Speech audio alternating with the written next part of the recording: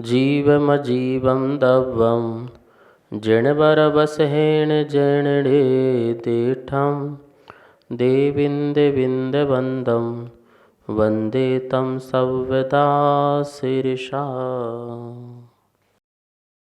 द्रव्य संग्रह परम मांगलिक ग्रंथ है। आचार्य नेमीचंद द्वारा यह लिखा गया है। 58 इसमें प्राकृत भाषा की गाथाएं हैं और इसकी जो शैली है बहुत सुंदर और सुगम है। 6 द्रव्य 7 तत्व 9 पदार्थ और मोक्ष मार्ग ध्यान आदि का बहुत सुंदर वर्णन है। गाथा नंबर 13 जिसमें मार्गणा गुण स्थान की चर्चाएं थीं और वो गुण स्थान का जो वर्णन पढ़ रहे थे अपन, उसमें दूसरा गुण स्थान सासादन गुण स्थान कैसे होता है ये जानना था, और सासासन गुण स्थान जो है कैसे बनता है ये भी जाना था। अब यहाँ लिखा है दूसरे गुण स्थान की प्राप्ति कब होती है। कब होती है तो औपसमिक सम्यक्त के काल में कम से कम एक समय और ज़्यादा से ज़्यादा 6 आवली शेष रहने पर यह गुण स्थान बनता है। और यह चौथे से गिरे तो, अथवा 5वें गुण स्थान से गिरे तो, या 6वें गुण स्थान से गिरे तो, इन तीनों गुण स्थान में से किसी एक भी गुण स्थान से गिरता है तो यह सासादन सम्यक्त्व वाला गुण स्थान बन जाता है, जिसे दूसरा गुण स्थान कहते हैं। तो आप यहाँ देखिए पूरा ग्राफ बना हुआ है और नीचे डॉट डॉट डॉट दी हुई हैं। ये डॉट डॉट दी हैं मिथ्यात् का अनुदय, अर्थात इसमें मिथ्यात् का उदय नहीं है। और जो बीच में डॉट बना के लाइन दी हुई हैं वो समय है एक समय से 6 आवली काल, मतलब ये अंतर मुहूर्त का पूरा समय था। अंतर मुहूर्त तक मिथ्यात् का उदय नहीं और उसमें अनुदय निकल गया। अब 6 आवली शेष बची हुई है। यदि उसमें एक समय भी लास्ट का शेष बचे, अनंतानुबंधी क्रोध मान माया लोभ का उदय आए, तो वह गुण स्थान जो उसका सम्यक्त छूट जाता है और वह सासासन गुण स्थान वाला कहलाता है उतने समय के लिए। ठीक है ना। तो अधिक से अधिक 6 आवली, कम से कम एक समय, तो एक समय से लेकर 6 आवली तक यह पूर्ण रूप से सासासन सम्यक दृष्टि कहलाता है। और यह यदि उदय में नहीं आता है तो उसके पहले पहले तक यह उपसम सम्यक्त का काल है। ज़रूरी नहीं है कि उदय आए, ये पूरे के पूरे अंतर मुहूर्त तक जो है मिथ्यात् और कषाय क्रोध मान माया लोभ अनंतावंती का उपसम बना रहे अंतर मुहूर्त तक, और उसके बाद उदय आए सम्यक प्रगति का तो वो 6 सम्यक दृष्टि भी बन सकता है। सासासन गुण स्थान वाला जीव है उसके लिए शास्त्र में आया हुआ है कि वो कैसे गिरता है, तो उदाहरण के माध्यम से समझाया है। देखो यहाँ लिखा है, सम्यक्त रूपी रत्न पर्वत के शिखर से गिरकर जो जीव मिथ्यात् रूपी भूमि के सम्मुख हो चुका है, अतएव जिसने सम्यक्त की विराधना मतलब नाश कर दी है और मिथ्यात्व को प्राप्त नहीं किया है, उसको सासन या सासादन गुणस्थान वर्ती कहते हैं। तो रत्न रूपी पर्वत से गिरा, एक पर्वत है रत्न पर्वत, उससे गिरा और मिथ्यात् की भूमि में जीव आ रहा है, तो बीच का जो समय है उस समय उस जीव को क्या कहेंगे, तो कहेंगे सासादन। चूँकि अभी मिथ्या दृष्टि नहीं कहेंगे क्योंकि अभी मिथ्यात् का उदय प्रारंभ नहीं हुआ है, सम्यक दृष्टि भी नहीं कहेंगे क्योंकि सम्यक से च्युत हो गया है। तो ऐसी जो बीच की जो अवस्था है उस समय जो परिणाम उसके हैं वो सासादन वाला जीव वाला कहलाएगा। यहाँ पर दर्शन मोहिनी कर्म का उदय नहीं होने के कारण इस अपेक्षा से इसे पारिणामिक भाव भी कहा जाता है कि इसके कौन से भाव हैं, पारिणामिक भाव। यदि दूसरे गुण स्थान में मरण यदि होता है तो नियम से देव गति को जाएगा जीव। कहाँ जाएगा, देव गति को ही प्राप्त होगा यदि सासासन गुण स्थान में किसी जीव का मरण होता है। तो यहाँ लिखा है, सासादन के साथ सम्यक्त शब्द क्यों है, ऐसा प्रश्न पूछा कि जब सम्यक्त नहीं है तो सम्यक्त क्यों लिखा जाता है सासादन के साथ। तो भूत नैगम नय से सम्यक्त संज्ञा कहलाती है। काल भी अभिसम्यक्त का ही है, दर्शन मोहिनी कर्म का अभिउपसम ही है, इसलिए सम्यक्त लगा हुआ है। अभी जब तक मिथ्यात्व नहीं पहुंचा है तब तो दर्शन मोहिनी का उपसम तो चल ही रहा है। और काल भी किसका, अंतर्मुहूर्त का काल जो चल रहा है वो किसका चल रहा है, वो सम्यक्त का चल रहा है। चूँकि यहाँ पर जो पूर्व संस्कार से इसे सम्यक्त कहा है कि ये पहले जो था सम्यक दृष्टि था और अब जो है उसने कसाय के वशीभूत होकर के वो गिर रहा है। तो काल वही चलने के कारण और भूत नैगम नय की अपेक्षा से उसे सम्यक्त के संस्कार हैं, इसलिए उसे जो है सासादन सम्यक्त्व कहते हैं। इसलिए वहाँ पर उन्होंने क्या लगाया है, सम्यक्त शब्द। जैसे भूखा मनुष्य शक्कर की खीर खा बमन कर बाद में किंचित स्वाद लेता है। भूखा व्यक्ति मनुष्य शक्कर की खीर खा ली और बमन कर दिया, तो बमन के बाद भी किंचित उसमें उसका स्वाद रहता है। इसी प्रकार वैसे ही उपसम सम्यक्त की गिरने पर मिथ्यात्व में पहुँचने के पहले बिगड़े हुए सम्यक्त का किंचित स्वाद लेता है, पूर्ण स्वाद तो नहीं लेता है। तो इसी प्रकार से वह किंचित स्वाद जो है सम्यक्त का लेता है, इस बात का ध्यान रखना। फिर एक प्रश्न किया गया, तो क्या यहाँ सम्यक्त पाया जा रहा है? तो उत्तर, नहीं पाया जा रहा, यहाँ सम्यक्त की विराधना है। सम्यक्त नहीं पाया जा रहा, पर सम्यक्त का किंचित स्वाद जो है वह ले रहा है। परंतु यहाँ तो मिथ्यात्व का उदय ही नहीं है, मात्र अनंतानुबंधी का उदय है, और अनंतानुबंधी चारित्र मोहिनी की प्रगति है। फिर सम्यक्त का नाश कैसे करें, ऐसा प्रश्न किया कि जब मिथ्यात्व का उदय है नहीं है, अनंतामंदी का उदय चल रहा है, और अनंतामंदी तो क्या करती है, चारित्र का घात करती है, तो फिर वो हमारे सम्यक्त का घात कैसे कर देगी? तो उत्तर दिया है, अनंतानुबंधी द्वि स्वभावी है, सम्यक्त और चारित्र दोनों का नाश कराती है। जो अनंतानुबंधी कसाय है, क्रोध मान माया लोभ, ये दो स्वभाव वाली है। मतलब जैसे कि सर्प होता है, दो मुख वाले भी होते हैं, तो यहाँ से भी काट सकता है, यहाँ से भी, ठीक है ना।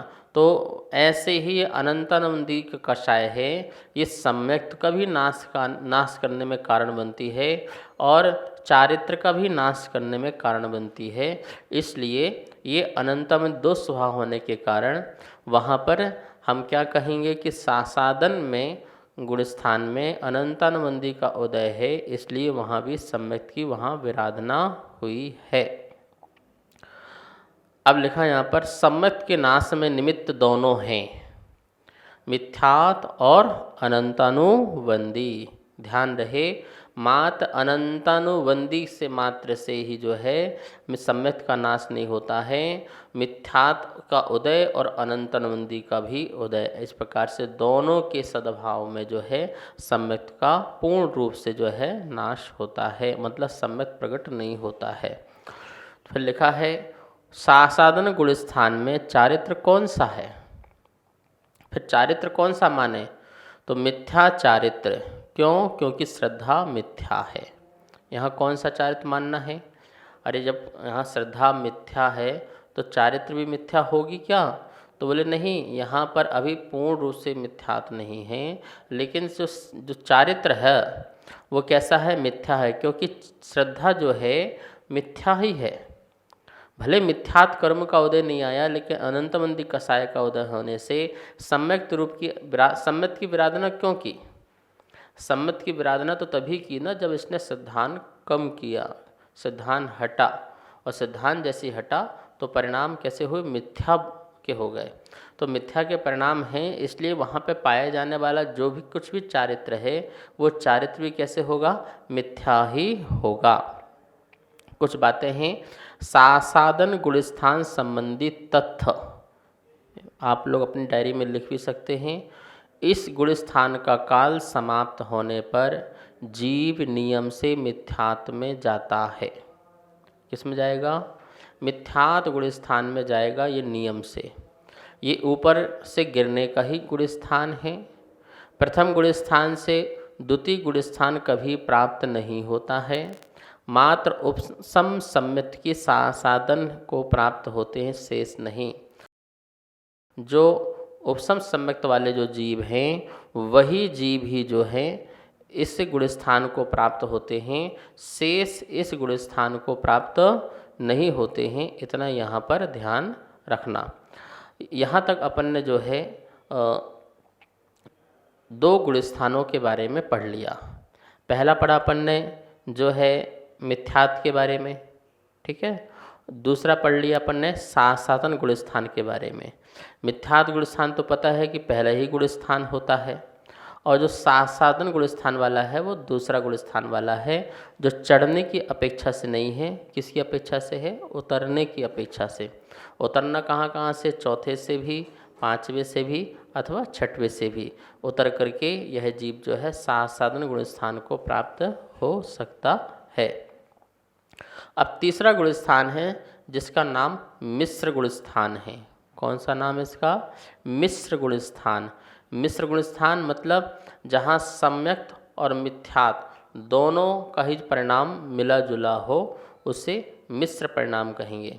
न यहाँ ये कहेंगे कि सम्यक्त रूप परिणाम है, और न ये कहेंगे मिथ्यात रूप परिणाम है।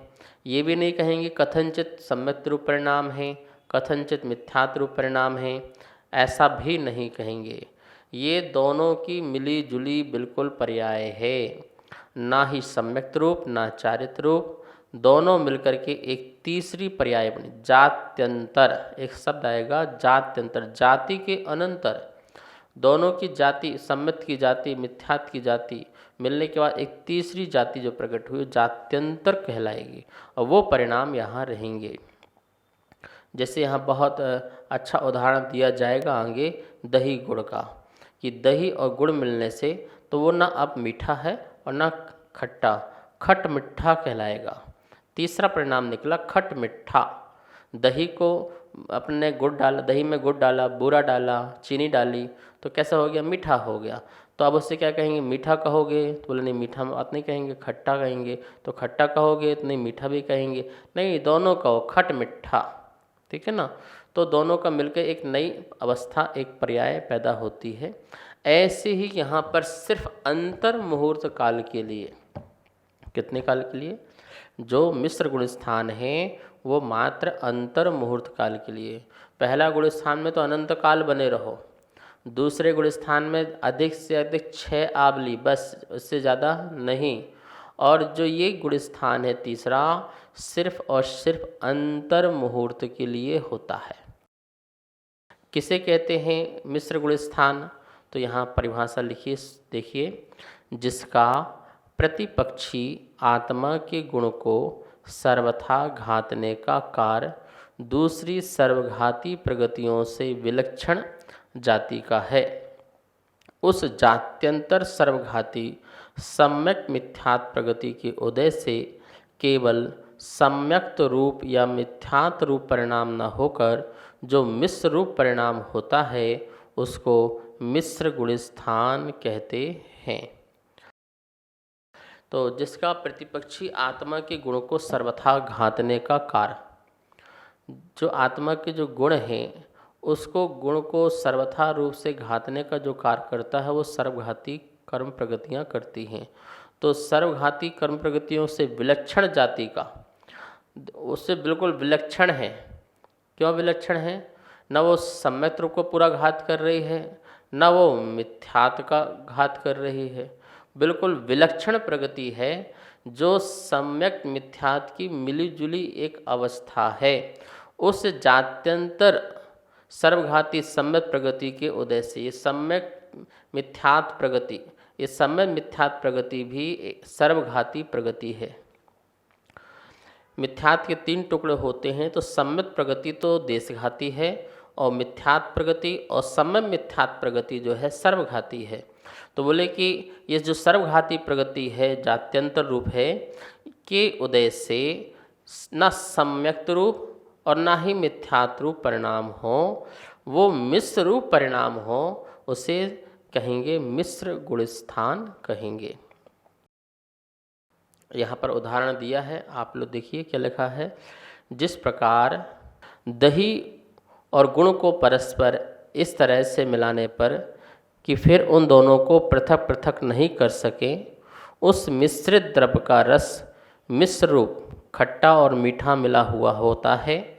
उसी प्रकार मिश्र परिणामों में भी एक ही काल में सम्यक्त और मिथ्यात्व रूप परिणाम रहते हैं, ऐसा समझना चाहिए। काल भेद नहीं है, सम्यक्त और मिथ्यात्व के परिणाम में काल भेद नहीं है, दोनों के मिलकर के एक परिणाम बनता है, वही परिणाम जो है वो मिश्र परिणाम कहलाता है। यहाँ लिखा है मिश्र गुण स्थान। निमित्त क्या है बनने में? सम्य मिथ्यात्व कर्म का उदय, जिसे जात्यंतर सर्वघाती प्रगति कहते हैं।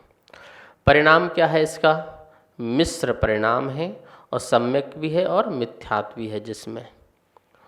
उदाहरण क्या है? तो गुण मिश्रित दही का स्वाद, ये उदाहरण है। न सिर्फ खट्टा न मीठा, इसलिए खट मिट्टा, ऐसा ये उदाहरण यहाँ पर दिया है। तो अंतर मुहूर्त के लिए यहाँ पर सम्यक मिथ्यात्व कर्म प्रगति का उदय आता है, और जीव न मिथ्यात्व रूप न सम्यक रूप परिणाम रखता है, अपितु मिश्र रूप परिणाम रखता है। ये तीसरा गुण स्थान बनता है।